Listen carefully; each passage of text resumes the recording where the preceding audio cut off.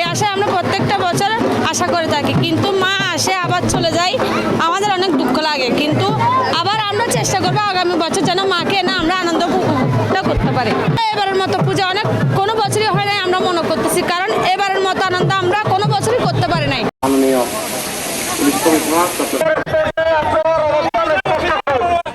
প্রশাসনের মাধ্যমে local police দেন আর ওই যে ট্যুরিস্ট পুলিশ বেগুনের সার্বিক সহযোগিতায় আর আজ এখান নিরাপদ নির্বিঘ্নে তারা এই হাসিন গরিত ফারে বিসর্জন এই ব্যাপার আর সার্বিক সহযোগিতা চালা যায়।